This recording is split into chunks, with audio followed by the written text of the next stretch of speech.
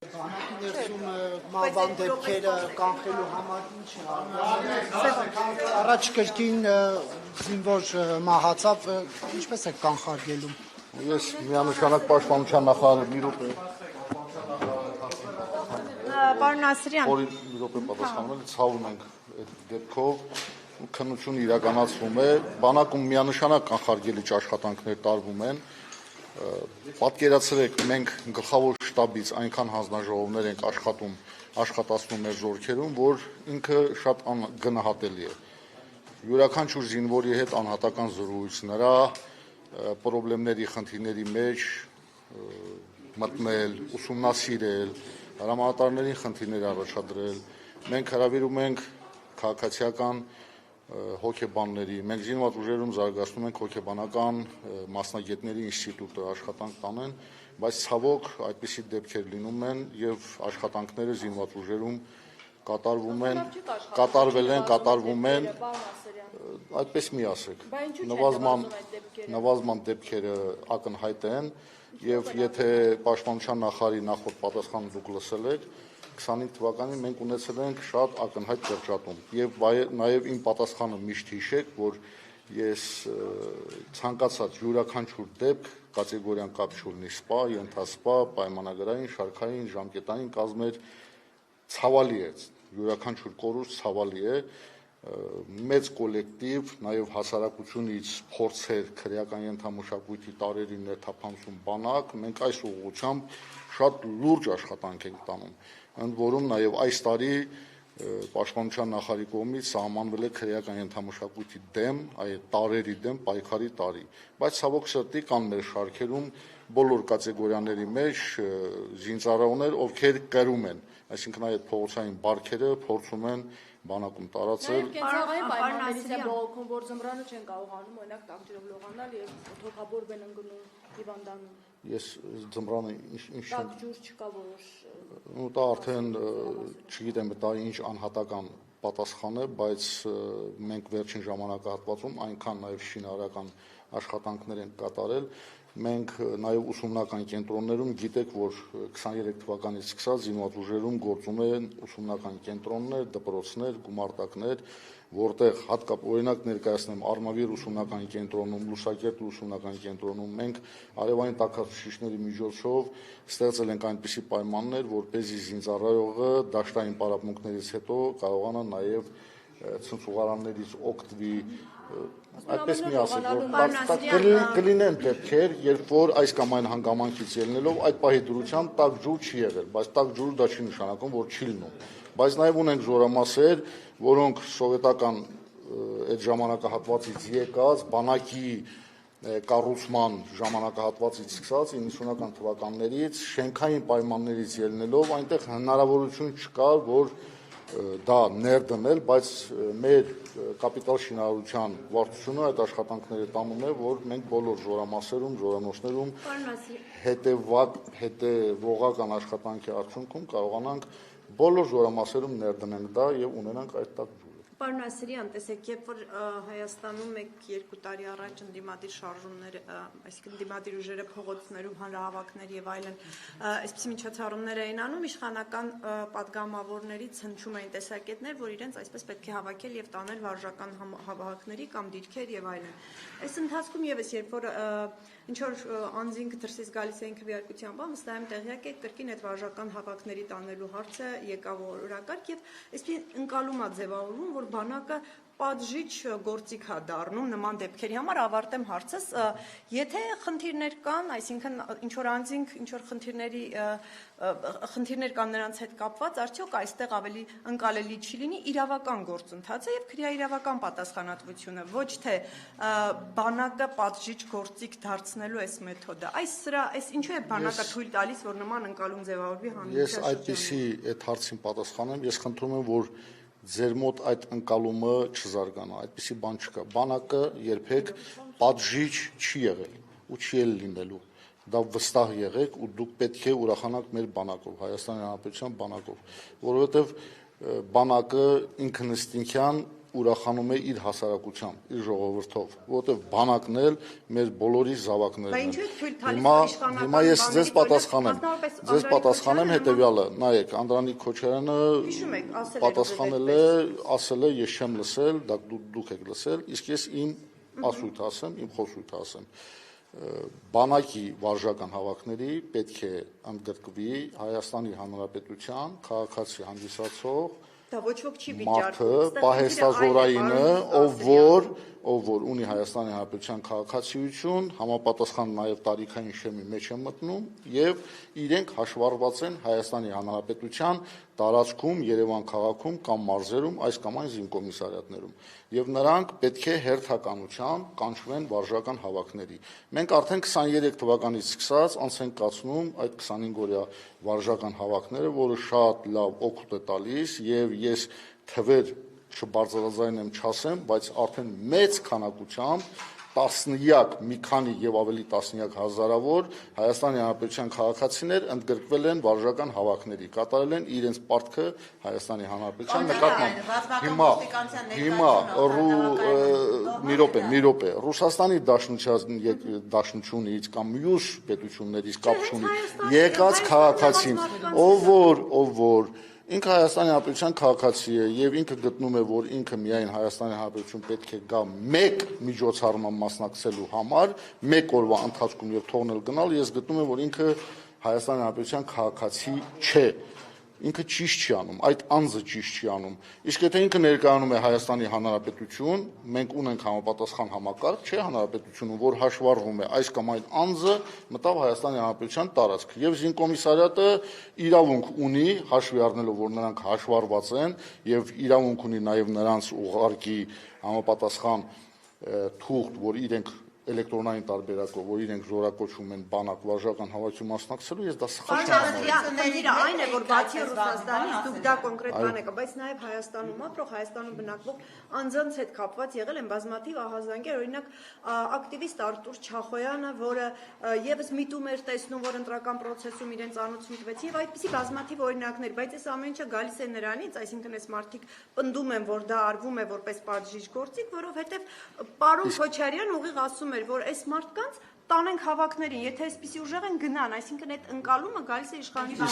Ինչ է արվում, որ այսպես չլինի։ Իսկ ձեր ասած անձը ինչու ինքը չի ասում, որ ինքն էլ պարտականություն ունի Հայաստանի Հանրապետության հանդեպ, որ ինքն էլ պիտի ընդգրկվի վարժական հավաքների եւ ինքը գա ներկայանա զինկոմիսարիատ, ասի ինձ տարեք վարժական հավաքների։ Ինչու են այդ պահին քնից արթնանում, երբ որ ինքը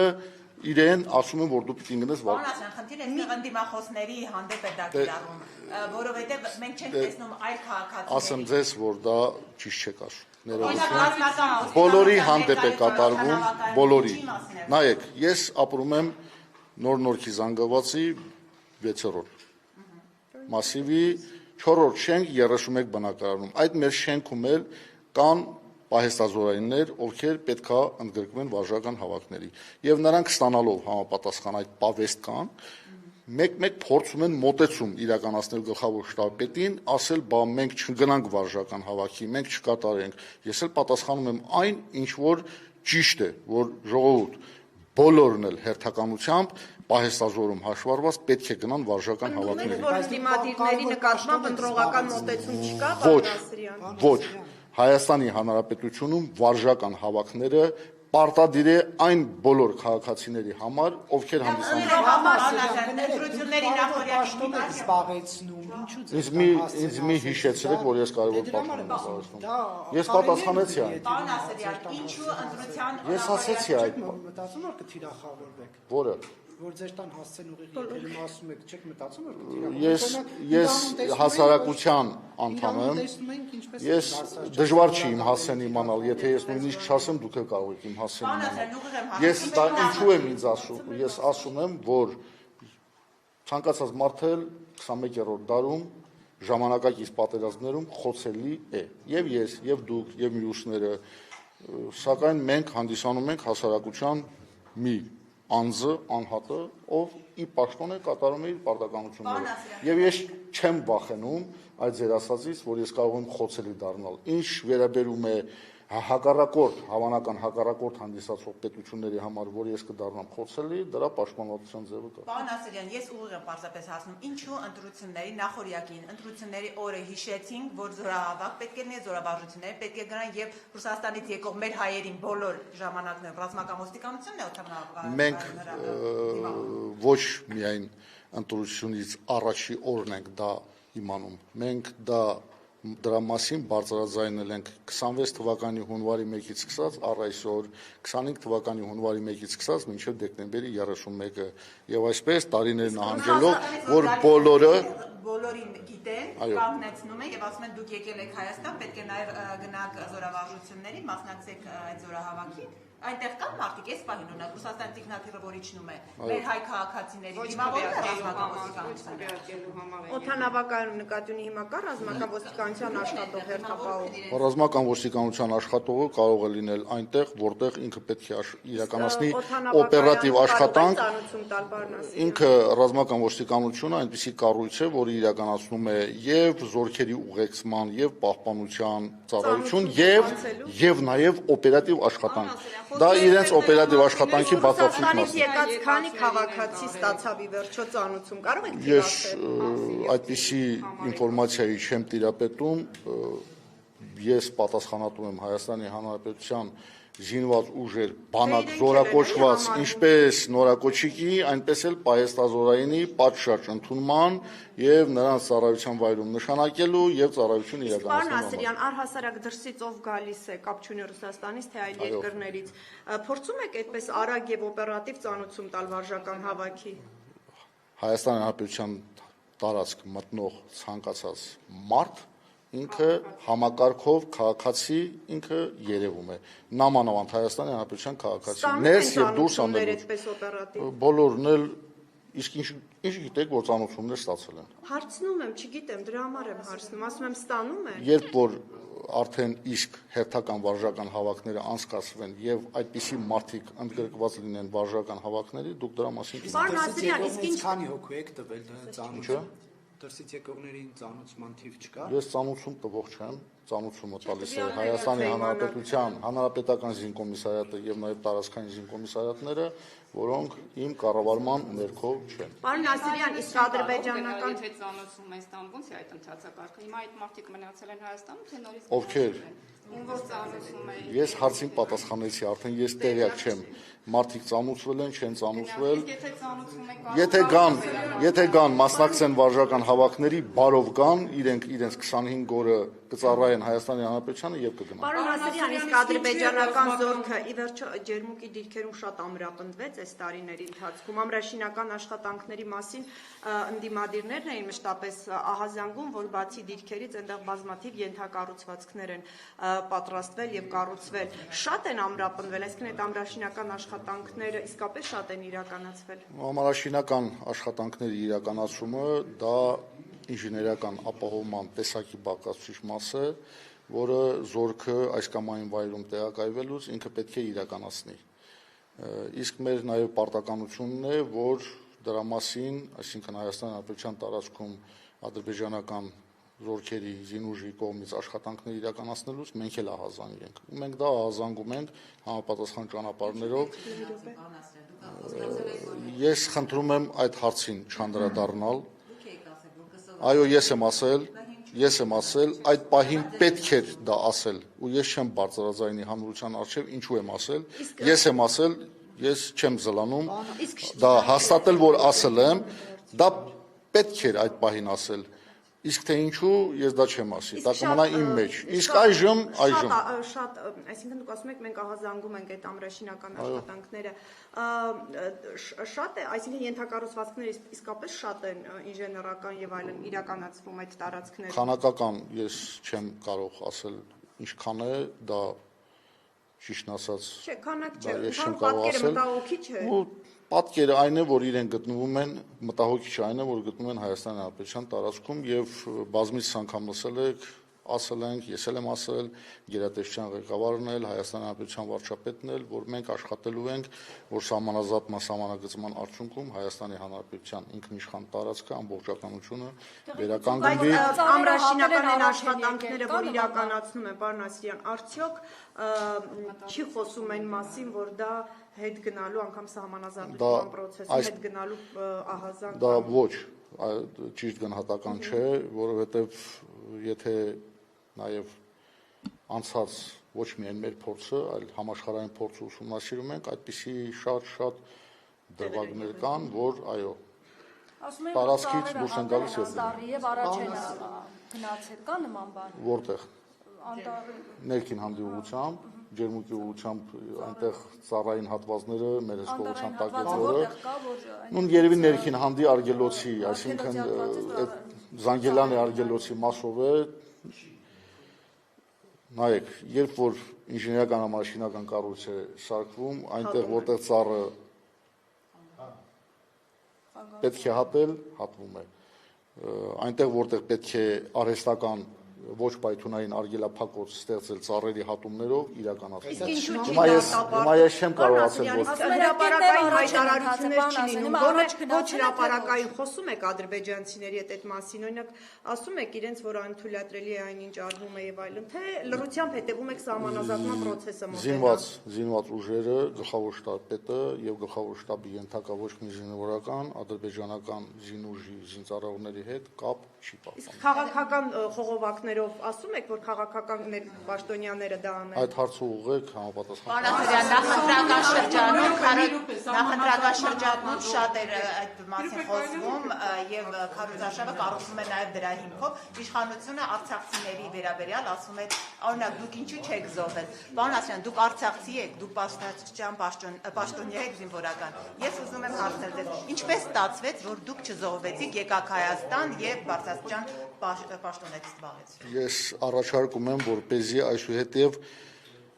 ոչ ինձ, ոչ մյուսներին, ոչ գյումրեցուն, ոչ լոռեցուն եւ ոչ էլ արցախցուն, ղարաբաղցուն չասեք դու ղարաբաղցի ես, դու գյումրեցի ես, ասես դու հայ ես։ Ես հայ եմ։ Ես լսեք, Հայաստանի Հանրապետության վարչապետը այդպիսի բան չի ասել, որ դու արցախցի ես։ Ես հայ եմ, ես զբաղեցնում եմ պատասխանատու պաշտոն, զինված ուժերի գլխավոր շտաբպետ եւ ես կատարում եմ իմ արժեվ դրված խնդիրները։ Չեք լսել արցախցիների մասին վարչապետի խոսույթը, ամբողջովին եթե լսեք իմանաք, որ ես խնդրում եմ այդ հարցերը մի ուղղեք, որպես պետական պաշտոնատար, ռազմական գործիչ, ես կատարում եմ իմ արժեվները։ Զինատեսակների անունները իրենք պայմանական հայկական անվանումներ են մեր զորքերի կառավարման կողմից։ Արտադրողի հետ մենք պայմանագրեր ունենք, որտեղ պայմանագրային պարտավորությունների մեջ այդպիսի կետ չկա նշված, որ մենք իրավունք ունենք իրենց զինատեսակի Ադրբեջանին անցած հայկական տեխնիկա, որ անցավ պատահում է, որ դուք համաձայն չլինեք սահմանազատման գազաժողովի անդամների հետ եւ ձեր առաջարկները։ Սահմանազատման աշխատանքը ունի հիմք, իսկ հիմքը հանդիսանում է համապատասխան քարտեզը, տարեթվի 100,000 գլխավոր շտաբը տիրապետում է այդ քարտեզին եւ այդ քարտեզի պահանջներով մենք մեր աշխատանքները իրականացնում ենք։ Հանձնաժողովի կազմում նաեւ կա զինված ուժերի կազմից ներկայացուցիչ, ով շատ լավ է տիրապետում ռազմական քարտեզագրությանը եւ լավ գիտի այդ քարտեզի բոլոր պահանջները։ Պարոն Ասրյան, իսկ Ինչի համաձայն չլինեմ, եթե ինքը կատարում է ճիշտ Հայաստանի Հանրապետության ինքնիշխան տարածքի պետական սահմանով։ Դուք իրանցում եղել եք, վատ է, երբ որ ինքը սահմանազատված է եւ այնտեղ ծառայությունը իրականացվում է նույնիսկ առանց պահունակը զենքի միացնելու, հակառակ կողմում եւ մեր կողմում եւ այնտեղ ոչ մի կրակոց չկա եւ բնակչությունը իր բնականոն աշխատանքները։ Պարոն Ասրյան, իսկ Ադրբեջանին անցած զինտեխնիկան, որ 20-ին վարժանքների հավաքման, այլ ոչ թե զինկոմիսարիատները, այլ կառույցներ։ Չկա այդպիսի բան, ցանկացած մարդու վարժական հավաքի կանչում են զինկոմիսարիատ։ Պարոն Ասրյան, իսկ 44 օրյայի այն զինտեխնիկան, 23 թվականի ավելի ճիշտ սեպտեմբերին, որ անցավ Ադրբեջանին, ինչ որակի զինտեխնիկա էր։ ցանկացած ժամանակահատվածի տեխնիկա գնահատվում է տվյալ ժամանակահատվածի իր որակներով։ Դա ինչպիսին էր այդ մասը։ Հին արտադրանքի ոչ մի տեխնիկա իր նշանակությունը չի կորցնում։ Ռուս-ուկրաինական պատերազմում դուք ականատես եք լինում տեխնիկաներ, որոնք հին են, սակայն խնդիր են կատարում։ Եվ մենք էլ չենք ասում, մենք հրաժարվել ենք հին տեխնիկաներից, ցանկացած տեխնիկա իր տեղն ունի զինված ուժերի սպառազինության եւ ռազմական տեխնիկայի 60-70 չեք խորում է պատասխանել հարցին, այսինքն ցանկացած տեխնիկա իր տեղն ու նշանակությունն ունի, դերը նշանակությունը սպառազինության եւ ռազմական տեխնիկայի շարքում։ Ջարդոն ենք ունեցել, զենք չենք ունեցել, հա, միջև մեր գնելը։ Մի շեղեք ինձ հարցից Չէ, բայց գնահատում մի եք բերեք զենքերն զինված ուժերի գլխավոր շտաբի պատասխանը դերեք ուրիշ հարցության վրա։ Մեր բանակին, որովհետև այդ խնդիրը փորձագետներն ասում են, որ այս նոր զենքերը խնդիր ունեն ընդհանուր բանակի զինտեխնիկայի համադրության հետ կապ։ Որ փորձագետն է դա ասել։ Ռազմական Ով։ Անուններ ես հիմա Անունով ինձ ասեք, որպեսզի ես համոզվեմ իրականում, ես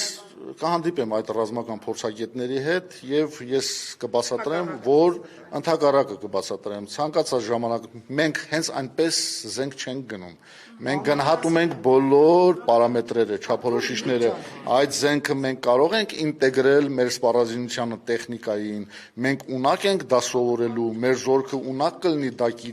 կիրառելու, ինչպես ենք դա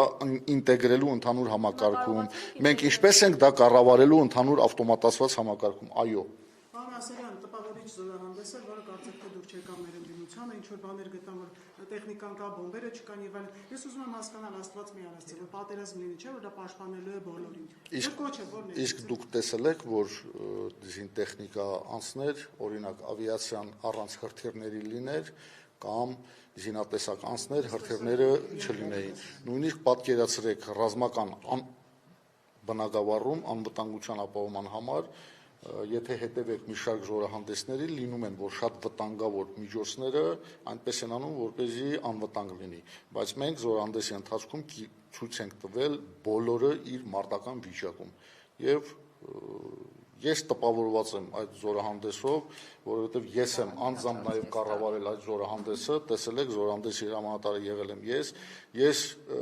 նույնիսկ պատկերացրեք այնքան էր իմ համար տպավորիչ, որ իմ աչքերը նույնիսկ արցունքոտվում էին, որ ես տեսնում էի իմ քայլող, իմ դիմաց քայլող զորահանդեսի հրամանատարի գլխավոր շտաբի դիմաց քայլող զորքը, տղամարդիկ եւ կանայք, ինչպես նաեւ այն սպառազինությունը եւ տեխնիկան, որ մենք գիշեր-ցերեկ աշխատանքի արդյունքում բերել ենք։ Նայեք, զորահանդեսը ինքը ամեն տարի տարվա մեջ մի քանի անգամ անցկացնելու միջոցառում չէ։ Առաջին 16 թվականից հետո 26 թվական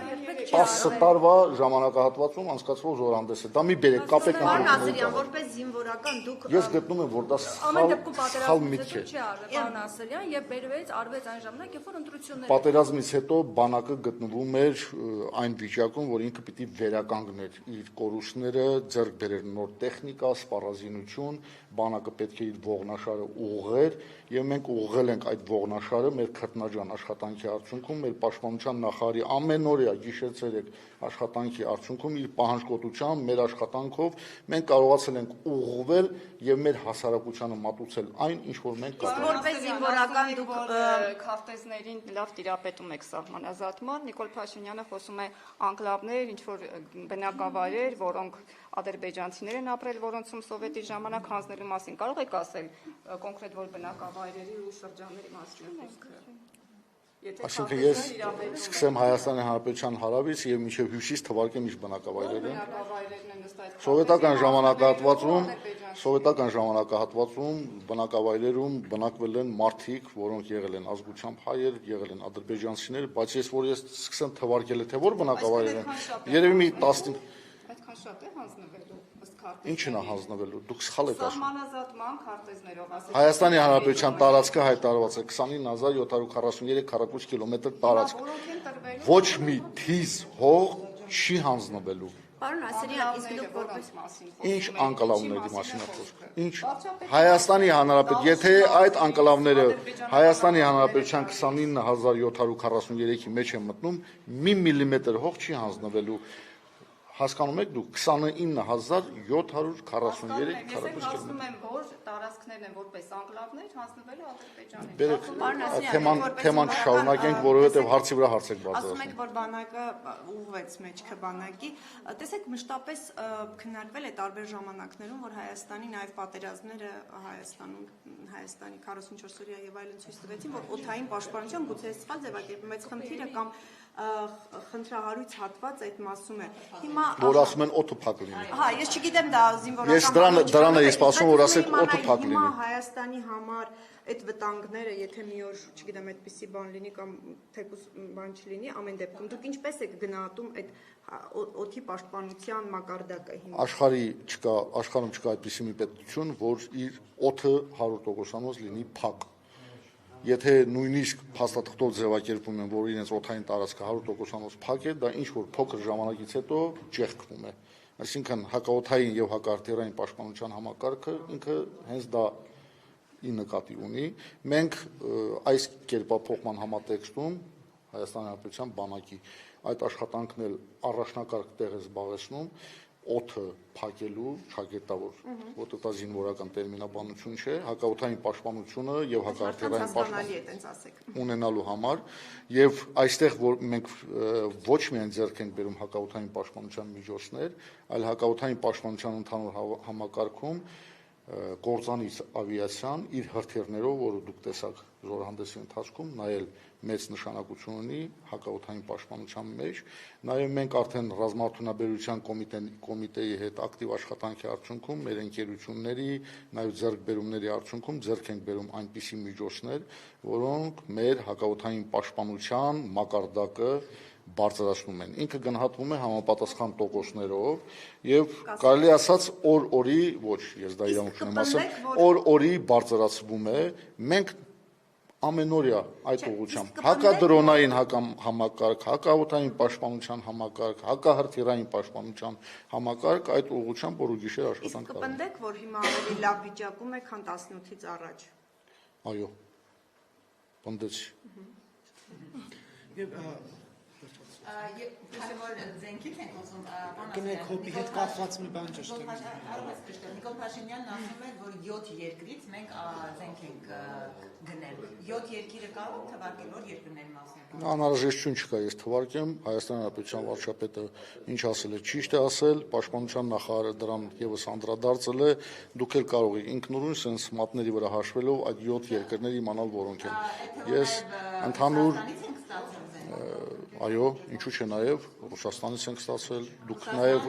տեսել եք զորահանդեսի ընթացքում ռուսական տոր զենքը, որը մենք ստացել ենք վերջին ժամանակահատվածում։ Պարոն Ասիյան, դե պնդում եք, որ 27943-ից ոչ մի միլիմետր չի զիջվի, բայց ամեն դեպքում լիարժեք չի հիմա